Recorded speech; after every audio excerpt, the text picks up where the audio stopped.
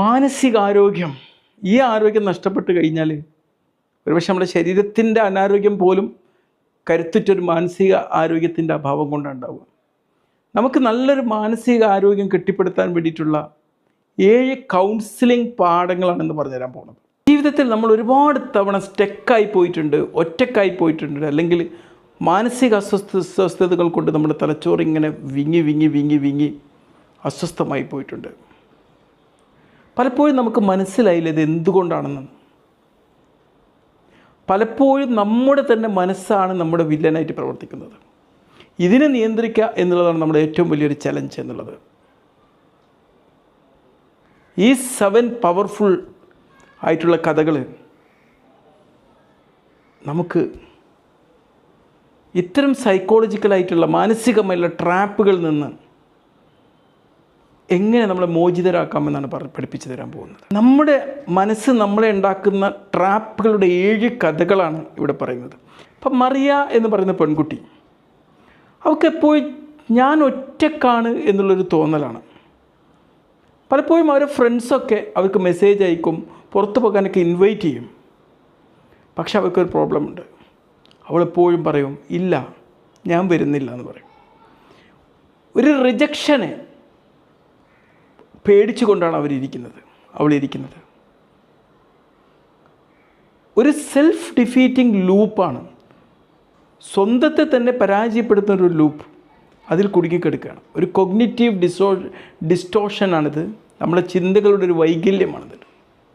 എന്നെ പൂർണ്ണമായിട്ടും ആക്സെപ്റ്റ് ചെയ്യപ്പെടില്ല എന്നുള്ളൊരു തോന്നൽ, അത് ഒരു ടോട്ടൽ റിജക്ഷനായിട്ട് കാണുന്ന ഒരവസ്ഥ.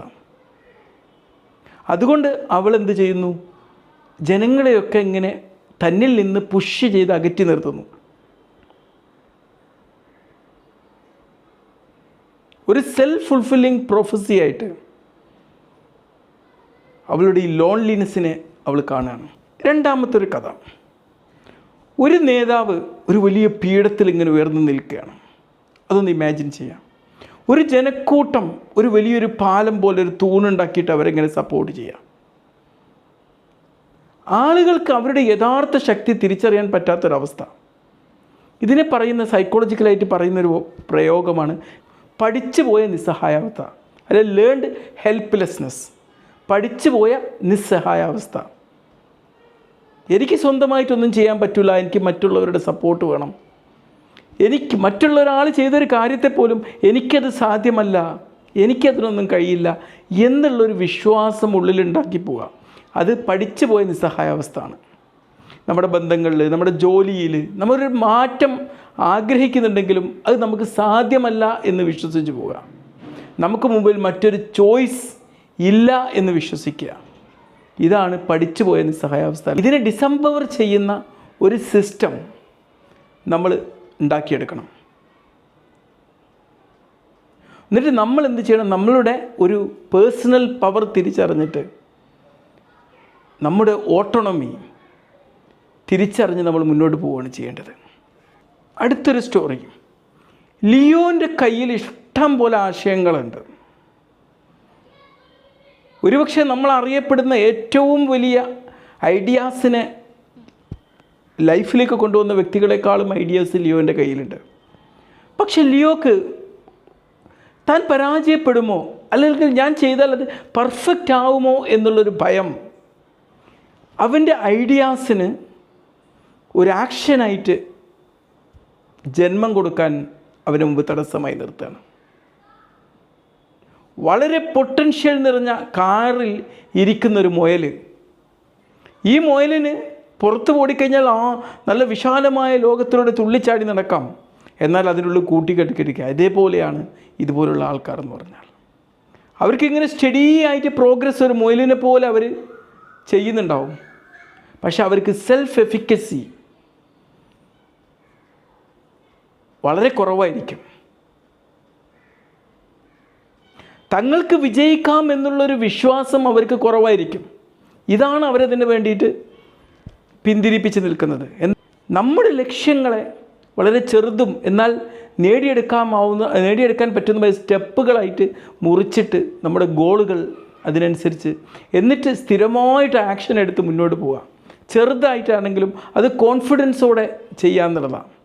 അങ്ങനെ ചെറിയ ചെറിയ രീതിയിലുണ്ടാകുന്ന മാറ്റങ്ങൾ വലിയ വലിയ റിസൾട്ടുകളാണ് പിന്നെ കൊണ്ടുത്തരിക.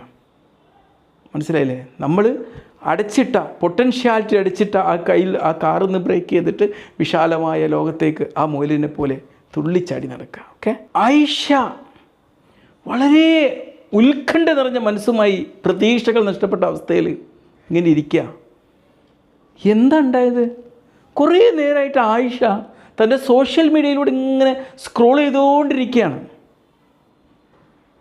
എന്താണ് പെട്ടെന്ന് സോഷ്യൽ മീഡിയ സ്ക്രോൾ ചെയ്ത് കഴിഞ്ഞിട്ട് ആയിഷയെ ഉത്കണ്ഠയുള്ളവളും ഹോപ്പ്ലെസ്, പ്രതീക്ഷ നഷ്ടപ്പെട്ടവളുമാക്കിയത്?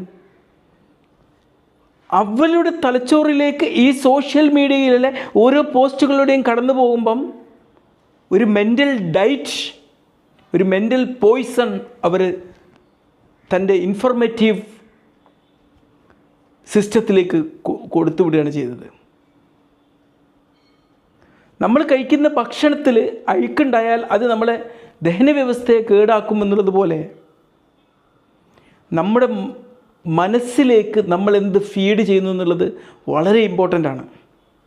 നമ്മൾ എൻഡ്ലെസ് ആയിട്ട് ഇങ്ങനെ സോഷ്യൽ മീഡിയയിലൂടെ സ്ക്രോൾ ചെയ്ത് വാർത്തകളും മറ്റും ഇങ്ങനെ കണ്ടുകൊണ്ട് പോവുകയാണെങ്കിൽ ഒരുപാട് നെഗറ്റിവിറ്റി അത് നമ്മുടെ ന്യൂറൽ പാത്വേയെ, നമ്മുടെ നാഡീവ്യൂഹത്തിലെ പാത്വേയെ ഉത്കണ്ഠയുണ്ടാക്കാൻ വേണ്ടിയിട്ട് സ്ട്രെങ്തൻ ചെയ്യുന്നുള്ളതാണ്. എന്താണ് സൊല്യൂഷൻ? ഇപ്പോൾ ഈ വീഡിയോ ഷൂട്ട് ചെയ്യുന്നതിന് മുമ്പ് ഈ ഒരു അനുഭവിച്ച ഒരാളാണ് ഞാൻ പെട്ടെന്ന് എന്ത് ചെയ്തു, ഡിജിറ്റൽ ഡീടോക്സ് എന്ന് പറയുന്ന ആപ്പ് വെച്ചിട്ട് എൻ്റെ ഫോൺ അവിടെ ഓഫ് ചെയ്തിട്ടാണ് ഞാനിപ്പോൾ വീഡിയോ ഷൂട്ട് ചെയ്യുന്നത്. അതുപോലെ നമ്മൾ ഡിജിറ്റൽ ഡീടോക്സിന് വേണ്ടി അതിന് വേണ്ടിയിട്ടുള്ള ആപ്ലിക്കേഷൻസൊക്കെ ഉണ്ട്. ഞാനതാണ് ഉപയോഗിക്കാറുള്ളത്. നമ്മൾ എന്താണ് സോഷ്യൽ മീഡിയയിൽ കൺസ്യൂം ചെയ്യുന്നതിനെക്കുറിച്ച് നമ്മൾ മൈൻഡ്ഫുൾ ആവുക. എന്നിട്ട് നമ്മൾ നന്ദി, ഗ്രാറ്റിറ്റ്യൂഡ് പ്രാക്ടീസ് ചെയ്യുക. പിന്നെ നമ്മൾ സ്ഥിരമായിട്ട് നമ്മൾ മനസ്സിന് വൈറ്റമിൻസും മിനറൽസും നൽകുന്ന, ന്യൂട്രീഷൻ നൽകുന്ന നല്ല ഇൻഫർമേഷൻസിനെ കൊണ്ട് പോസിറ്റീവായ റിയലിറ്റി, നമ്മൾ പ്രതീക്ഷകളും ശുഭാപ്തി വിശ്വാസങ്ങളും ഉണ്ടാകുന്ന ഇൻഫർമേഷൻസ് കൊണ്ട് ലോഡ് ചെയ്യാൻ വേണ്ടി നോക്കുക. മാർക്കോ നല്ല സക്സസ്ഫുൾ ആയിട്ടുള്ള എൻ്റർപ്രൂണറാണ്. ഒരുപാട് പേരെ പ്രചോദിപ്പിക്കുകയും ഒരുപാട് പേർക്ക് ജീവിതത്തിൽ സക്സസ് ആവാൻ കാരണമായ വ്യക്തിയാണ്. അവരെല്ലാവരും അഡ്മയർ ചെയ്യുന്നൊരു കാര്യമാണ്. പക്ഷേ ഈ മാർക്കോൻ്റെ അകത്ത്, ഒരു സിംഹത്തെ പോലെ മുന്നിലുള്ള ഈ അകത്ത്, നല്ല ക്രൗൺ, കിരീടം ചൂടിയ സിംഹത്തിൻ്റെ ഉള്ളിൽ എന്തോ ഒരു പാടുണ്ട്, ഒരു വൂണ്ടുണ്ട്, ഒരു മുറിയുണ്ട്. പെർഫെക്റ്റ് ആവണം, അല്ലെങ്കിൽ എമോഷണൽ ലേബർ എന്നിവിടെ വിലയാണിത്. യഥാർത്ഥ റെസിലിയൻസ് അല്ലെങ്കിൽ യഥാർത്ഥ ലീഡർഷിപ്പ് എന്നുള്ളത് നമ്മൾ ഇൻവിസിബിൾ ആകുന്നതിനെക്കുറിച്ചല്ല. നമ്മൾ ഒരു കറേജിയസ് വൾണറബിലിറ്റി, നമുക്കുള്ളിൽ ആ വൂണ്ടിനെ അംഗീകരിക്കുക, ഹെൽത്തി ബൗണ്ടറീസ് സെറ്റ് ചെയ്യുക, നമ്മുടെ സ്ട്രെങ്ത്ത് വർദ്ധിപ്പിക്കാൻ ഹെൽപ്പ് ചെയ്യുന്നതും അത് ഉൾപ്പെടുന്നതും എന്നതിനെക്കുറിച്ച് മനസ്സിലാക്കുക എന്നതാണ്. അടുത്തൊരു സ്റ്റോറി ഡാനിയലിൻ്റെതാണ്. ഡാനിയൽ ജീവിതത്തിൽ ഒരുപാട് മുന്നോട്ട് പോകാൻ ആഗ്രഹിക്കുന്ന ഒരു ചെറുപ്പക്കാരനാണ്. പക്ഷെ ഒരു ആത്മസംശയം, സെൽഫ് ഡൗട്ട് അതുള്ളിൽ ഇങ്ങനെ കുടുങ്ങിക്കിടക്കുക. നമുക്ക് വേണ്ടിയുള്ള മാറ്റം ഉണ്ടാവുക എന്ന് പറഞ്ഞാൽ അതിങ്ങനെ ഒരൊറ്റ ചാട്ടമല്ല, അതൊരു സ്റ്റെയർ കേസ് കയറുന്നത് പോലെയാണ്. ആദ്യം നമ്മൾ പറയൂ, എനിക്കിത് ചെയ്യാൻ പറ്റില്ല, ഐ കാൺ ഡു ഇറ്റ് എന്നുള്ള ആ സ്റ്റെപ്പ് കയറിയിട്ട് അടുത്ത സ്റ്റെപ്പ് കയറുമ്പോൾ നമ്മൾ പറയും, ഐ വിൽ ട്രൈ, ഞാൻ പരിശ്രമിക്കും.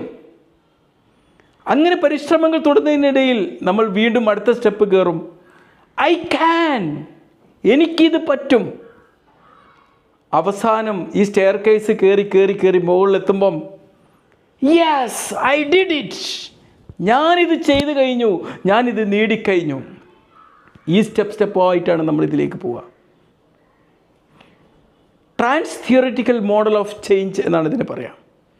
ഇതിനിടയിൽ നമ്മൾ ഓരോ സ്റ്റെപ്പ് കയറുമ്പോഴും ഈ ഓരോ മാറ്റവും നമ്മളൊന്ന് സെലിബ്രേറ്റ് ചെയ്യണം. ചെറിയതായിട്ടുള്ള ഓരോ വിജയങ്ങളും നമ്മൾ സെലിബ്രേറ്റ് ചെയ്യണം. അതാണ് ഇതിൻ്റെ ഏറ്റവും വലിയൊരു സീക്രട്ട് എന്ന് പറഞ്ഞാൽ. നമ്മളെ ഓരോ സ്റ്റെപ്പ് കയറാനും മുന്നോട്ട് നയിക്കുന്ന ഒരു എനർജി എന്നുള്ളത് നമ്മളുടെ ഈ ഒരു സെലിബ്രേഷനാണ്. അതൊരു ചെറിയതാണെങ്കിലും അത് നമ്മൾ സെൽഫ് എഫിക്കസി, എനിക്കിത് ചെയ്യാൻ പറ്റും എന്നുള്ള ഒരു കറേജ് നമ്മളിൽ ബിൽഡ് ചെയ്യപ്പെടും എന്നുള്ളതാണ്.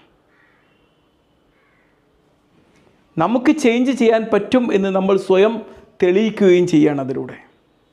രാജുവിന് ഭയങ്കര ബേൺ ഔട്ട് തോന്നുകയാണ് ജോലിയിലൊക്കെ. കാരണം അവൻ്റെ സഹപ്രവർത്തകർ അവൻ്റെ പെർഫോമൻസിന് വളരെ സപ്പോർട്ട് ചെയ്യുന്നതായി നടിക്കുന്നു, ഹെൽപ്പ് ചെയ്യുന്നത് പോലെ നടിക്കുന്നു, പക്ഷെ ഒന്നും ചെയ്യുന്നില്ല. നമ്മളൊരു പിറ്റിലേക്ക് റീച്ച് ചെയ്തിട്ട് പക്ഷെ നമ്മൾ അതിനെ പുള്ള് ചെയ്യാതെ പുറത്തെടുക്കാൻ സഹായിക്കാത്തത് പോലെ. ഇത് നമ്മളൊരു ട്രസ്റ്റ് ബ്രേക്ക് ചെയ്യുന്നൊരു കാര്യമാണ്. നമ്മുടെ ഒരു ജെന്യൂൻ ആയിട്ടുള്ള ഒരു സഹായവും ഒരു എംറ്റി ജസ്റ്ററും ഒരു കാലിയായിട്ടുള്ള സഹായം ചെയ്യുന്നതും തോന്നിപ്പിക്കുന്നൊരവസ്ഥ തമ്മിൽ ഉള്ളൊരു വ്യത്യാസമാണിത്. അപ്പം ഒരു ഓതൻറ്റിക് ആയിട്ടുള്ള ഒരു ആത്മാർത്ഥമായിട്ടുള്ള ഒരു കണക്ഷൻ ഉണ്ടാവുക എന്നുള്ളത് നമ്മുടെ ഒരു വൈകാരികമായിട്ടുള്ള വെൽബീയിങ്ങിനും നമുക്കൊരു ആക്ഷൻ എടുക്കാനും റെസ്പെക്റ്റിനും അത്യാവശ്യമാണ്. അതാണ് ഒരു യഥാർത്ഥ സപ്പോർട്ട് എന്നത്. അല്ലാണ്ട് ഈ അപ്പിയറൻസ് മാത്രമല്ല. നമ്മുടെ ഒറ്റപ്പെട്ട അടഞ്ഞു കിടക്കുന്ന വാതിലുകൾക്കുള്ളിലുള്ള നമ്മുടെ ജീവിതത്തിൽ നിന്നും ലക്ഷ്യത്തിലേക്കുള്ള നമ്മുടെ പടിപടിയായിട്ടുള്ള ഉയർച്ചയ്ക്ക് വേണ്ടിയിട്ടുള്ള യാത്രക്കും നമുക്ക് ഈ കഥകളിൽ എവിടെയോ നമുക്ക് നമ്മളെ കാണാവുന്നതാണ്. അതിനെക്കുറിച്ചൊരു അവബോധം ഉണ്ടാവുകയും ആ അവബോധം ഉണ്ടാവുക എന്നുള്ളതാണ് മാറ്റത്തിൻ്റെ ഫസ്റ്റ് സ്റ്റെപ്പ് എന്നാണ്. ഈ കഥകളിൽ എവിടെയോ നമ്മളെ കാണുന്നുണ്ടെങ്കിൽ ആ പാറ്റേൺ മനസ്സിലാക്കി അതിനനുസരിച്ചൊരു ചേഞ്ചിന് തയ്യാറായി കഴിഞ്ഞാൽ വിജയം നമ്മോടൊപ്പം ഉണ്ടാവും.